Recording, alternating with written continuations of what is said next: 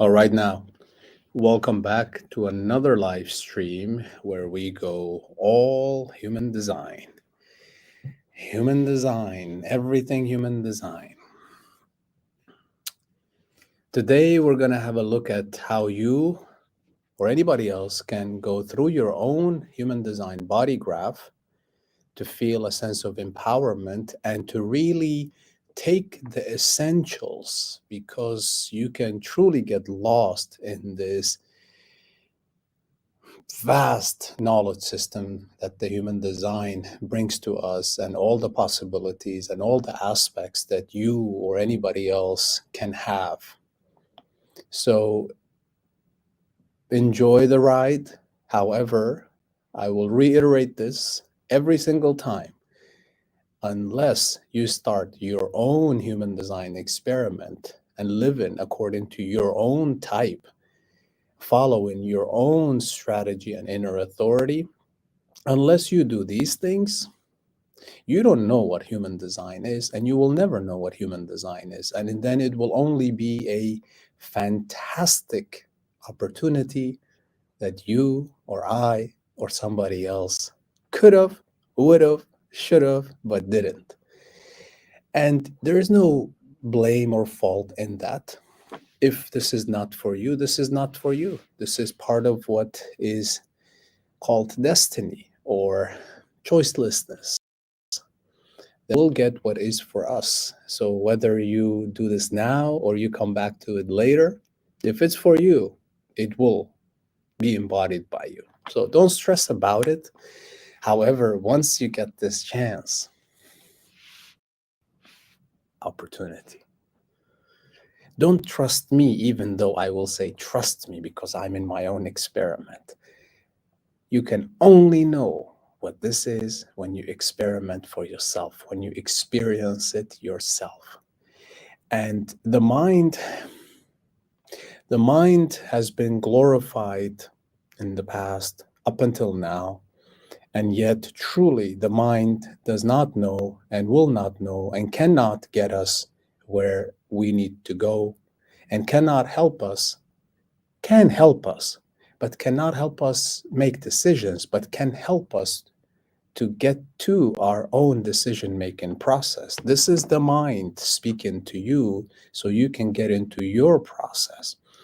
And we have such a wonderful system in the human design system where we can simply see what we are, and with such precision that is mind-blowing. And then the mind gets enthralled or seduced by the fact, be like, oh yeah, I want to know everything about my body graph, as if it is about knowing your body graph. No, no, no. It's about living your body graph. So if it takes a reading or two, or you learning this way how to read your body graph, so you're like, yes, this system is accurate. I trust it. It's true. It recognizes me unlike anybody or anything ever before. Maybe now I can trust it enough to actually, my mind will trust enough, which it will keep coming up with further questions, further doubts. So you will keep digging more into your body graph if you're lucky. Or you will simply just think it's too complicated or too confusing because you got it from a convoluted source, you got it from a distorted information, or you got a reading from people who were never supposed to do readings for you. Because truly, this is a science, and not everybody is able to deliver it in the way that it should be delivered. So, in trying to honor its source, the way it came to us from the wonderful Ra Uruhu, I would always say that go to the primary source of the human design information, which would be from the jovianarchive.com. And you see on the right, this is a QR code. I am not affiliated to Jovian Archives, although there must be a deep connection beyond the mind.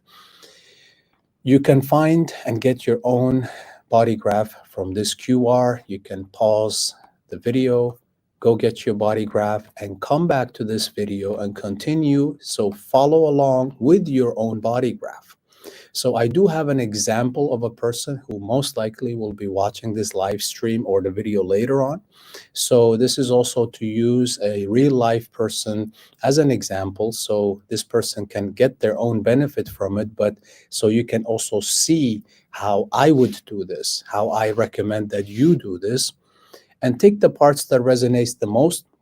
But one thing I will always say about what resonates or what doesn't resonate: don't tinker with the system. Go with the source information, with the original information from Ra Uru Hu.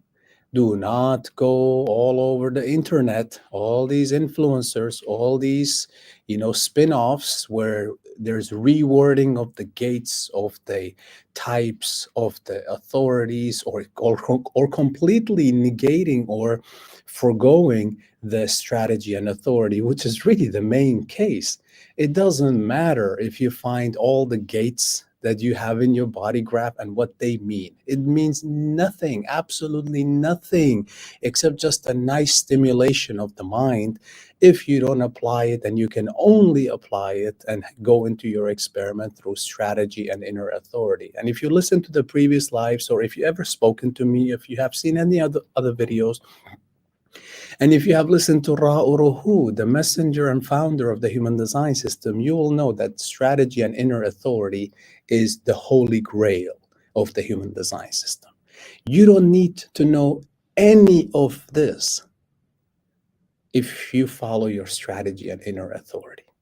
And none of this, by knowing all of this, will matter at all if you don't follow your strategy and inner authority. You see the flip side, right?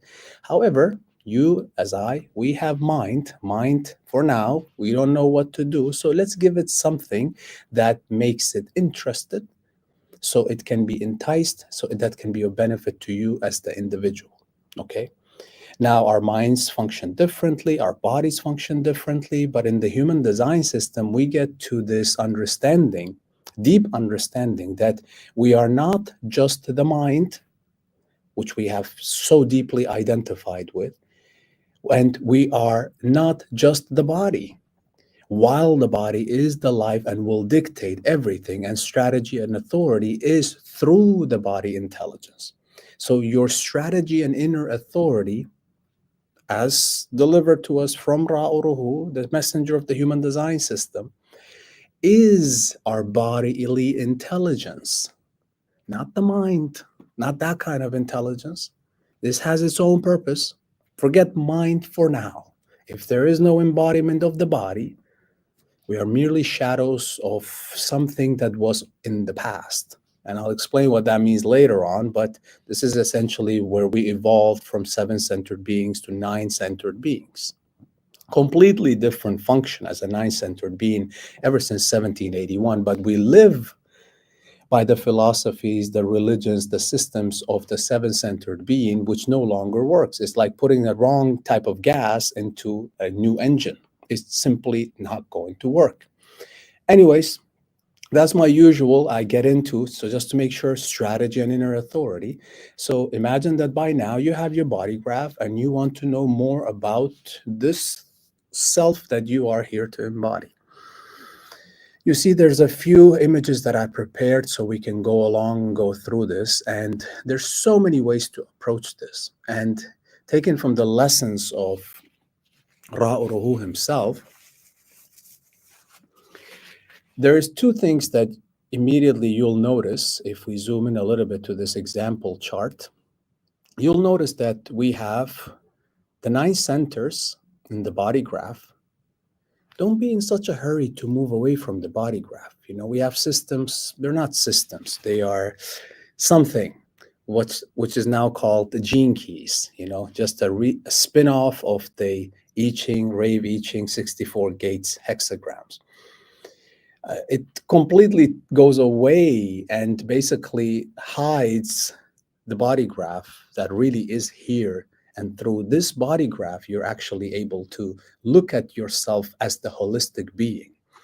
So not just the mind, which is basically how you experience it on the right side of your chart, which is seen as the personality, or in some religious sense, the soul, or in the psychological sense, the psyche.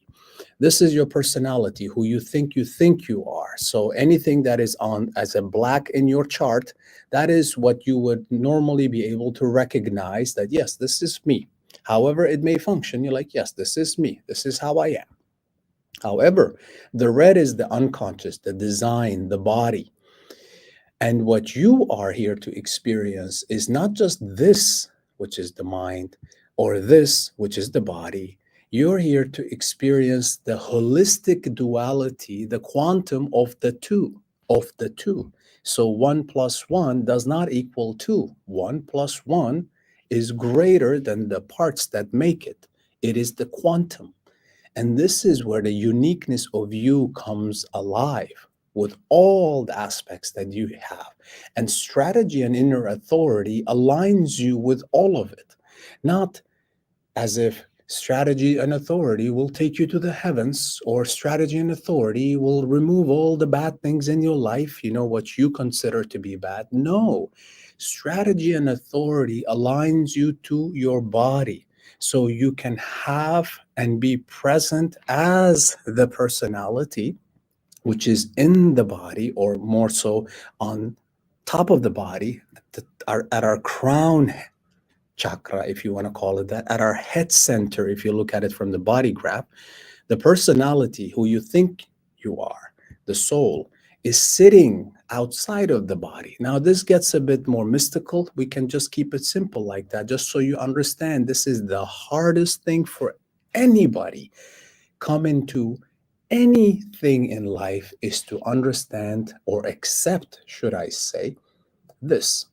This comes from Ra Uruhu. This comes from my own personal experiences. Choiceless. If you've gotten to the new age, some of the books and the readings and the literature available, that free will is the primary illusion of this existence.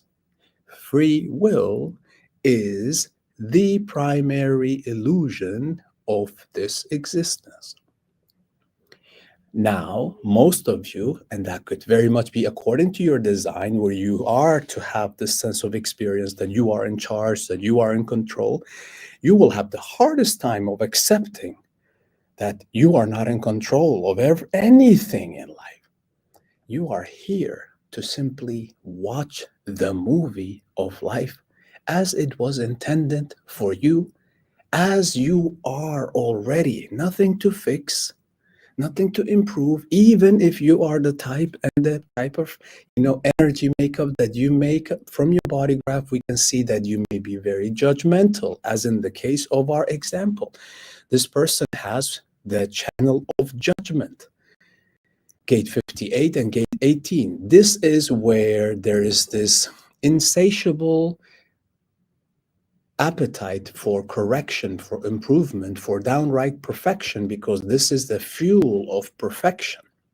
This doesn't mean this person is perfect or that will achieve perfection, but rather that there is this need to judge things in order to improve them, in order to possibly push it to the point of what we would consider perfection on a collective level. So then we learn so many life's lessons when we do a reading for a person, not just for the person, is that perfection itself, the need to perfect, is not an individual thing. It is a collective thing. So you as an individual have this energy of correcting and perfecting, but do not take it personal, because that is when you get really confused. This is something to improve on the collective level of humanity, not you as an individual. So people may see you as very judgmental. And unless you are living according to your strategy and inner authority, this energy will not be received or perceived well. And only strategy and authority will align you in a way that this energy will manifest, and you will experience it with the people and the environments where it is indeed welcomed and received perfectly as is.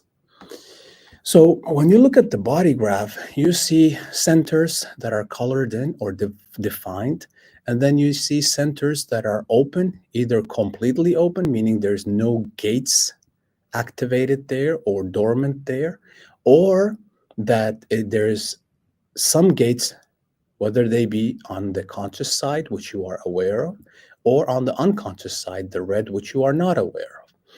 So the reason we do this is instead of you immediately go into your gates, know that it is meant to play out holistically. There is no gate that is higher or better, but there is a sense of, all right, now you come in and you are energy, you are vibration, you are frequency. So the long process of conception until you are born, this body graph is doing its work. The planets are moving, or the earth is moving, the planets are moving around our solar system. All of these allow for the activations at certain times, and this brings out the holistic body graph that we have. And there we see you have some centers defined. Defined, again, isn't better or worse, it's defined. This means that whatever the center quality is, you have that center quality and attributes and aspects in a defined, fixed, reliable way that it works without anybody else needing to come into the mix and activating it. Now, this is on one level. But if you have a, let's say, collective channel, and you have a tribal channel, and you have otherwise social channels that require interaction with others, even though you have a defined center, that does not mean that you get to express all of the experiences that are possible in those gates and channels and centers that you have defined, but rather that some of them need interaction with others. And how do you know who is the right person for you and when is the right time for you? Strategy and inner authority. You hearing these things, if you hear that you have this, that you're supposed to be in a community, or that you're supposed to now, find things to improve, it is not a prescription for action. Do not get tricked by this, because this is only your mind that is in a hurry to do something.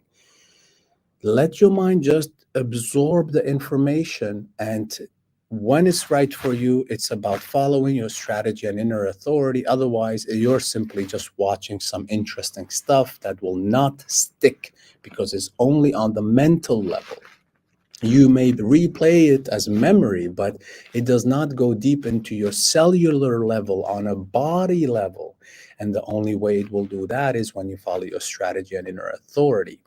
So defined, don't look at your defined centers as something better. It's just something that makes you reliably you, that you know that this is you.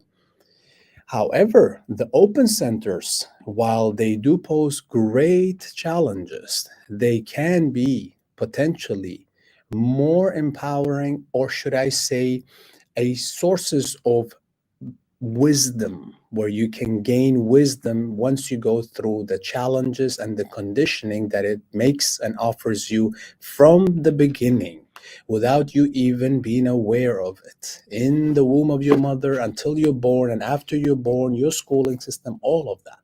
So this person, you have your body graph right now, and then you're like, okay, I don't understand this, I'm new to this, how do I get into this? Well, first of all, you see I've broken it up into three pieces. You can do this in so many different ways, but these three major pieces, I think it's a clear way to explain this.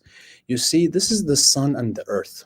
So this is your personality, the conscious side, your conscious personality, sun and earth, and your design, unconscious, sun and earth placement. This is what makes your what's called the incarnation cross, your so-called life purpose. Now, we all want to know this, don't we? What is my purpose? You know, some of us are completely designed or conditioned to think that life has no meaning unless if there's purpose, and this is coming from gate 28. So when somebody has gate 28, purpose is very, very important for them. Now, that does not mean that it will never be a point for you, because you don't have this gate, but you have others around you, and we share and we commune with each other. You may walk past a person or sit in a library with somebody or go to the supermarket and they have gate 28. And then all of a sudden you go home and you're like, what is my purpose? What is my purpose? You see how impacted we are by each other, especially when the mind takes all of that in. So this first aspect is 70%. We are energy, vibration, frequency, right? 70% of your life force, of your energy. So while there is no better or higher or lower, but if you look at it in terms of the percentage of energy, this is 70% you. 70%. So your life purpose carries 70% of the entirety of the energy of the life force that you have, embedded in you, imprinted in you genetically by design. However, you're not here. We are not there. What that means is don't even preoccupy yourself with this, saying, I am this incarnation cross, I am that incarnation cross. I say, I am the incarnation cross of the Sphinx. That's one of the incarnation crosses. But that does not mean I am embodying that incarnation cross, nor does it mean that life is only about my incarnation cross. However, according to Ra Uruhu, the founder of the human design system, he shares with us in detail, once your incarnation cross, these 70%, once that takes over, meaning it rules your life, all the other stuff, the lower third, the big box, all of that, these are called the characteristics of life. These will essentially, they will have their own roles and pieces and bits and here and there, but they will not hold you anymore because your cross took over. And for some people, it may be a startling thing, but it's also a liberating thing where you basically let go of the steering wheel. So when the 70%, when purpose takes over, you have let go of the steering wheel. Now, how interesting the nature of, in order for us to fulfill our purpose, you have to let go. You have to let go of the illusion and the vanity that you, I, or anybody else is in charge of this life that you are here to experience. You will only face resistance according to whatever your resistance is, according to your type. So don't be so focused on, okay, this is 70%. Now I need to find what this is. No, there is benefit. You can take information that will help you therapeutically, holistically in your life. However, that is not the point to just focus on. Strategy and inner authority, that will take you to your purpose effortlessly. The mind cannot. There is no bypassing. Just because you know this information, you can't just run to your purpose. Be like, okay, so I will not do anything else except what my incarnation cross 4 gates tell me. No, it doesn't work like that. Okay, this is all just the mental stuff, just to entice you enough so you can go to your strategy and inner authority, and you will get to your purpose in your time. It may be 30 years from now. It may be 2 years from now. There is no timeline that is set for you in that respect. You have to surrender to not knowing and trusting the body that it will always, and it is always, taking you to places and people that you need to be with. And then we have the second box, and this is what is called the cross of life. The cross of life, this is the nodes of the moon, the south node of the moon and the north node of the moon, or in Vedic ancient Eastern astrology, it's called Ketu, the serpent without the head, cut into 2 parts, and the head itself, Rahu, the north node. So you could say, what is this? Cross of life. Cross of life is our environment. So we have a purpose, which is our script. You are the actor. You are the movie star or the villain. It's not always about being the good guy. It's about being you. You, uniquely. But what is you? You don't know. There's so many layers of conditioning. And the environment, the space where you get to live out and fulfill your purpose is in your environment. Again, Just because you know what your cross of life is does not mean that now you're ready to go into your environment. That environment, if you're not embodied and you go there through the mind, or if you have been there through the mind, that could be one of the most dangerous places for you to be in. So again, it would seem so because you didn't enter that space or environment with alignment by following your strategy and inner authority. You may not be ready to face that environment that you are meant to be in time, where you get to live out your purpose potentially if you are the embodiment. And then the rest is where we are right now, or should I say sometimes, because these are what you are.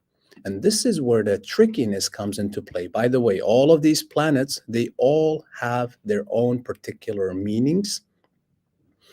Some of the planets, if you see those energies manifest, it's basically just saying that, okay, this planetary is energy is manifesting through these gates for you. You may feel good about it, you may feel lucky about it, or sometimes you may feel some of the gates like Saturn. Saturn is called the judge. And you do not want your Saturn gates to manifest again. It's not as if you have to now fight it. No, the mind is so easy to go for that. Oh, okay, so now I gotta reject. No, you don't reject anything in your body graph. It's just that these are different signposts. So you, as the mind, the most you can do be like, oh, okay, I'm here. I'm in Saturn realm right now. What can I do in order to no longer need to be in Saturn realm? Well, the only thing I can really truly do is follow my strategy and inner authority, because the body is the life. And the key to that body is my strategy and inner authority, to my bodily intelligence. Then a week or two later, you'll see that you are in Jupiter. Jupiter is where now you're protected, your protection, your good fortune. So if you look at your Jupiter, you're like, yeah, I want to go to Jupiter right now. You cannot go there through the mind. You can only get this. So you get, hopefully, your mind gets to a place, be like, yeah, I think we know enough about ourselves. How about we apply this knowledge in order to embody this and see where we go? And the mind will continue to come in to be like, how about this? How about that? You have to go through your strategy and inner authority. The conditioning is deep. So you see, I'm not going into the gates, but once you get to the point of going into the gates, going into the lines, make sure that you use 2 books or 3 at most. Okay, so you have the definitive book of human design by Linda Bunnell, authorized by Ra Oroho. And then you go into the Rave I Ching by Ra Oroho. Nobody else, Ra Oroho. These are the lines. Now, they seem like poetry, but you need to give it time. And then to get explanation and clarification for these lines and gates as a companion, it is literally called the Line Companion. And these are the transcripts from Ra'uruhu as he discusses all the lines of the 64 hexagram, the gates. So then you can really dive into all of them. But remember, please, it is not about that. I already gave you the information where to go find the details without having to pay anything extra aside from the books. You don't need to know all of that. So, what do you need to know? Well, know that your definition is what you're here to live out as yourself, as your unique embodiment. Your openness is where you go to school in a way. This is where you meet others. And as somebody, like in this case, who's a manifesting generator, not a pure manifesting generator, again, pure manifesting generator would be when a person has gate 34 connected to gate 20. But what a manifesting generator means is that you have one of the four motors as a sacral being connected directly or indirectly to the throat. So in this case, we see that this person's channel of the beat, gate 2 and 14, connected to the G center, the center of identity, of self, of love and direction, and then through the channel of the prodigy, the witness, gate 33 and 13, connected to the throat center. So this is a manifesting generator, okay, of a kind. However, because there is a solar plexus definition, this person's strategy is wait to respond as a sacral being. But inner authority is the emotional center, the solar plexus center. So the sacral center of this being or any other sacral being is in the moment by moment response system. Yes. No. I don't know. No response. Ask me later, or not even a valid question for this person. It's not personal. However, in the hierarchy of authorities, the only other authority that is higher than the sacral is the solar plexus. So this person has a moment-to-moment response system as an energy being, as a sacral being, as a generator. However, their decision-making process goes through the wave. And we discussed this last time, we touched on it, that whatever this person's channel is, that is connected and makes the definition to the solar plexus, the emotional authority, 4919, the channel of sensitivity. So you see, channel of synthesis also called, that there is this ratcheting or cranking up. So this wave is always on in this person. You have to go through your wave in order to make decisions. You may get an offer or an opportunity or a situation where you're at the top of your wave. You're full of hope and you're like, yes.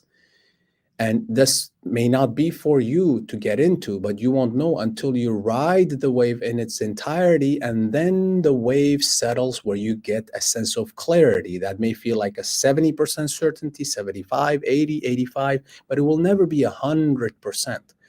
And if you wait. So you are a generator being who is here.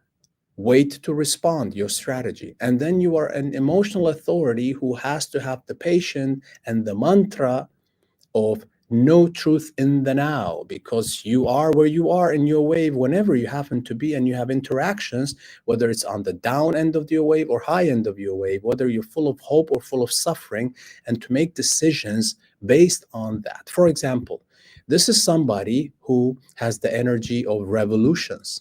Now, imagine if there's a crash and you have here, there's a sense of suffering and pain, and then a group of people come to this person and say, hey, how about we start a revolution and we just go and destroy things and rebuild things. Now, this person may actually say yes to it. This is a very extreme example, but it is possible that this person in the down end of suffering feels like, yes, now is the time of revolution in order to break things down. You see, that's why they have to go through the wave. And once you go through the wave, if you're whatever revolution you're here to embody and partake in, improvement for collective society, then you will do so correctly after having your clarity. So this is not a type that is here to make existential, spontaneous decisions, life decisions in the moment, although he has a defined spleen. So there is an in the moment response system to, okay, I know what needs to be improved. Okay, there's a sense of, okay, we know what we need to hold on to or what not hold on to, what is good for us or not good for us. But the decision-making process is a lengthy one because of a solar plexus authority. But all of this will clear itself out when you follow your strategy and inner authority. However, this being who is a single definition, which means that all the defined centers have an uninterrupted connection with each other. So you see, this is connected, this moves up. The life force, this is the circuitry of the life force. So the life force of the person moves between the defined centers with ease. So this person can move from whatever, from A to X, A to Z quickly. And as a manifesting generator, that means that they not only have the energy to make things happen, to bring things into fruition, to build things, to work on things. This is a sacral being. He's a builder. The life force energy. However, it is also connected to the throat. This is where the manifesting quality comes into play. So in response, not in initiating, in response, the energy is available and can quickly move into manifestation. This is how powerful that is. So when you have a generator child, for example, or you have a generator partner, or you yourself are a generator, it is not a punishment that you have to wait. It is because I'm also a generator, manifesting generator of a sort. Because you generator, have immense power. And that power is not available when you make a decision through the mind. And whenever you make a decision through the mind, you will get to your signpost as a generator of not self, which is giving you this, hey, what's up? What's going on? Why are you going away from your authentic self? I'm anthropomorphizing. I'm giving personhood to the sacral, but it is saying that no, frustration. You will find frustration when you make decisions from the mind which are not aligned for your body, which you can only get to through your strategy and inner authority. So because generators are so powerful, we have to be asked for our energy. So every generator, honor yourself. But of course you don't, because 2/3 of the planet, like this person right here, has an open ego heart center, which means, what is the point? So let's go into this. Let's kind of connect these two, the bodygraph and the not self strategies of open centers. Because this person has a single definition, that means the major sources of conditioning challenges before turning into potential wisdom in time and life is the open centers. So 3 open centers. Let's see what the mantra or the not self strategies for these open centers are. And here you see the percentages of the entire population, roughly. So you have roughly 2/3, as I mentioned, have an open ego heart center. This person, as with every open ego heart person in the beginning, and takes great awareness and experience to turn into wisdom of actually not feeling or thinking this way constantly.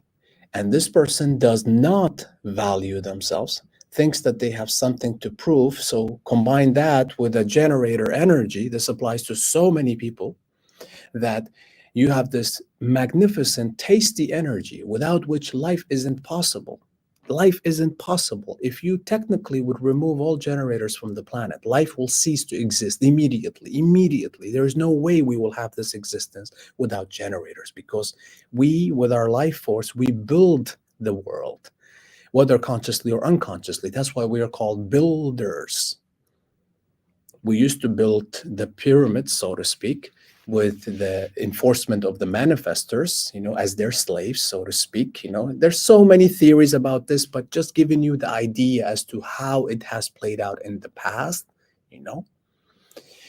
So this is a generator with immense power who does not value themselves. So they think because the world tells them to, you have to prove yourself, then you go on initiating, which is not available for you, because the energy is in response. It's a mechanical, the sacral is a mechanical center that is only available, that only works in response, meaning if it doesn't make those sounds where it is telling you yes or no. Yes, the sacral makes sounds, and it's a guttural sound, mm-hmm. This is the yes and no. We hear that from children. We use that every day.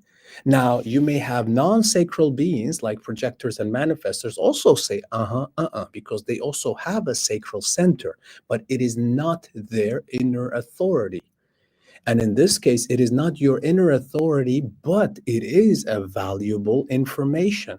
When you hear your sacral go, that means in the moment of your wave, your sacral, because it is existential, moment to moment, your sacral does not know tomorrow, your sacral does not know yesterday. However, your inner authority being solar plexus, no truth in the now, it's actually almost like a complete opposite of there is no truth in the now because you have to wait, you have to go high and you have to go low. So you have to see the shallow waters and the deep waters in order for you to know and have the clarity in making that decision. So this person, and Ra'uruhu says it wonderfully. It says, when you look at a person's chart who is just getting into it, like yourself, is see this chart as a child, that this person, when they were a child. So this is a child who either has been constantly pushed to prove their worth or told that they're not worthy, or they have felt, even if they have not verbally heard it from their environment. So pushing constantly, trying to prove your worth as you grow up, not thinking that you're good enough just simply by existing, just simply by being, because everybody got to do something, right? Nobody gets a break. Look at all the other people, how what they're doing, what their children are doing, what their family is doing. Why aren't you doing this for us? You know, you eat the food, you got to earn the food. And this is one of the hardest things to get as an open ego, heart center person. You have absolutely nothing to prove in this life. No but, no buts are only conditioning that you have taken on in your life. Now, on the flip side, this also means because you don't have a defined ego center, you cannot be willful in a way that is healthy for you. So, making promises, one of the most detrimental physically to your heart. If you make promises as an open ego heart center person, you're going to break your heart literally eventually, because you cannot keep those promises. It's not in your genetic makeup. Don't make promises.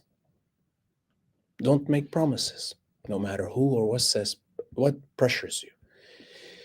So then we go into another center, and then you'll see how you can apply this, even if you're watching this and you have different centers that are undefined or open. Now take those keynotes, as you can see, and then string them in the way that resonates with you. It will uncover truths in your life, experiences, conditioning that you sort of knew, but never so clearly and in such light. So this person also has an open ajna, but as with the case of the open heart center, whenever you have a gate that is there in an open center, that means that that energy is in you genetically, but it is sleeping, it is dormant, it is hanging. So when it does that, it does a multiple of things, but one of the main things is that it is not active or alive in you as an experience until somebody else either connects to your gate 17 through having gate 62, and then together now you have that channel which then lights up your ajna, and now it's all defined. And then the gate 17 of being opinionated, wanting to build some sort of opinions on some sort of facts, saying that I am sure of this, I know what this is, following some sort of teacher or being a teacher yourself, wanting to be a student, wanting to be a teacher, all of that. It becomes alive But when you're alone or when there's no transit that is bringing this activation, then it just stays dormant. In your case, this whatever is unconscious, you are not aware of it. Other people will recognize that in you. You may not even think that you are very opinionated, but other people would say you are very opinionated. So gate 11, same thing. This one is you're aware, you have ideas, you come up with ideas, but you don't always have ideas. It depends on who's coming into your space. Are they bringing the gate 56? Which then defines the channel and then defines your ajna, that gate 11 and gate 17 also come alive. Remember, it doesn't have to be always the opposite of the gate. It's enough that your center is defined by, let's say, by gate 56 by somebody or a transit, and then your gate 11, your gate 17, and your gate 24 become alive. You will consciously recognize your gate 24 and 11, but other people will recognize gate 17 also in you. You see how this works? So this is why, while it is in you, it can be part of your incarnation cross too. I mean, it can be in any of these sections, but it is not always on. And there is a level of interaction or transit necessary for that energy to become alive. So be okay with you have certain energies that are not always going to be on. Sometimes because of conditioning or transits, you may have a very strong ego or very strong will to do something, or have a sense of, I gotta now go get some money, prove my worth. And then all of a sudden you can, and then a week or two or a month later, based on whatever or whoever was around you or whatever transit was in the air, you no longer have that. And you go back into, oh, I don't value myself. What happened to me? Why was I able to do that? And now I'm not able to do that because of this, because it is not reliably in you. So take it easy.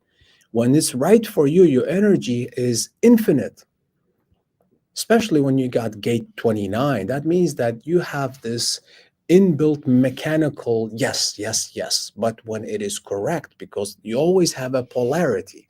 So this yes, yes, yes can turn easily into no, no, no. It's never only this side, it's always this and that. So you either are very opinionated or you don't have any opinions. You see, it's never just one side. Either you say I lead or you say I don't lead. I can lead, I cannot lead. You know, I remember or I do not remember. It's always a polarity with every gate and every line. Strategy and authority will clear all of this for you. You don't have to remember any of this. But going back to this person who has an open ajna center, whenever you feel like you're trying or you notice, you catch yourself, you're trying to convince everyone that you are certain. Like, for example, you get human design and then you try to share it with somebody as this person. You're like, no, no, no, no, you don't know. I've studied this. I've researched it. This is really a science. This is you not being yourself, because you are not here with an open ajna center. You are not here in trying to convince everyone else that you are certain of anything. I have a defined ajna. That's partially my experience or trip when it is correct for me. Again, doesn't mean all the time. But for you, if you try to convince anyone or yourself that you are certain of something, no, it's a not self strategy that your mind has taken on, and it's distracting you, keeping you preoccupied and away from your authentic self. So what that means, you as a child were constantly trying to say, I am certain of this, or afraid to say something if you were not certain of it, because of your sense of lack of worth or sense of judgment of what it will bring if you say things and you're not sure, and then you will be embarrassed and whatnot. Okay. So there's so many ways to look at this. And then we have the biggest percentage of population that has this as an open center, which is the head center. 70% have a open head center. And we kind of touched it on the previous open centers with this person. But whenever you have a dormant gate, which becomes alive, that means that although you have an open center, you now have a gate there. So whenever it becomes alive, it doesn't feel strange. It's not easy for you to discern that, hey, This is part of my open center. So I do not need to get so identified with this, because tomorrow or an hour from now, it may no longer be defined and it becomes dormant again. However, so because there is this one line, everything that is in the center has its own specific theme for you, as opposed to somebody that has no gates in that center. It is easier for that person who has no gates in a open center to not identify with the center's attributes and qualities. But when you do have a hanging gate, again, nothing is inherently bad. Everything has its own so-called pros and cons. It's a duality. However, in this case, you have this person who is open head center trying to answer everybody else's questions. So whenever you catch yourself, when somebody is in a public environment or you're just sitting and somebody asks pardon me, but the stupidest of questions or the most meaningless list of questions, like, really trivial questions, and you're like, yes, let me go Google it, let me do this. Then your not self was basically keeping your mind preoccupied and got identified. 70% of people are picking up thoughts from the general population, the other 30% from the transits that is not yours, and then identify with those thoughts as if something to do with, and it's just in the head, nothing to do with the body. The body has nothing to do with these thoughts. So now when you put all of these together, let's synthesize this. This is where the fun comes in for you or anybody else who has different centers open. So now we say, am I trying to answer everybody else's questions? Am I trying to convince everyone that I'm certain? You can journal into the experiences you've had in life that you've faced this. And then, do I think I have something to prove? So then you can combine this. Am I trying to answer everybody else's questions in order to prove my worth? Am I trying to convince everyone that I'm certain by answering everybody else's questions? You can combine the three of them. Am I proving my worth? Am I trying to prove my worth by answering everybody else's question in a way that I think that I show them that I'm certain with my answers? So what this means is you're not here to be certain of your answers. I know it seems almost irresponsible to say that. You're not here to answer everybody else's questions, although you will eventually be able to hear everybody else's questions. So there is great power when you have an open head center, an open ajna center. So you're not fixed in your mental conceptualization. You are open to receiving things. But then when your ajna gets defined, it gets defined because it's open. It's a receptor. It gets amplified. You take somebody else's definition, you amplify 200%. So unless you are correct with strategy and authority, none of this comes out correct. You're going to be gate 24, rationalization. You're going to constantly be rationalizing everything, every mysterious thing that you hear about, because gate 61 is what? The gate of inner truth, the gate of mystery. And your mind is constantly, when it is defined. So if you're constantly doing this, try to figure out who's around you and see their chart. I'm guessing they somehow, whether they have one gate, imagine they have gate 47. They themselves have an open ajna. They have nothing to do with it. And then with you, 64 and 67, boom, you have a channel, and both of you have a defined head center and a defined ajna center. And these four gates in you become active. So you're going to be very preoccupied in your headspace and get easily identified with this constant rationalization of trying to make sense of all the mysteries of life, which you are not here to do. And don't even get me started with, I don't want to get people scared with when I talk about Saturn, but the way Ra Uruhu, you can listen to the audio transcripts, short ones, on Jovian archive. Saturn gate and energy is something you don't want really manifesting. And the reason I'm saying that is because this is where it's saying that, hey, Judge Saturn is giving you the your sentence, your piece of the pie. So if you are constantly rationalizing things, gate 24, even though it may feel like an exalted rationalization, it's not really for you. Again, if you are there right now, it's okay. It's not about, I got to stop rationalizing. No, you just got to start following your strategy and inner authority. So then all of these open center, not self strategies will not enslave you, but rather you will gain wonderful experiences when it's right for you, with the people that is right for you, without getting identified with it. And then you can really have wisdom manifest through those centers that you can share as a possible outer authority for people so they don't have to go through this. I have an open ego center. I have an open head center. Me. So now I know that when people ask a ton of questions, I no longer, if my sacral doesn't go, I just leave that question be. But my mind goes like, well, why don't you answer that? It's just an innocent question. You can answer that. But no,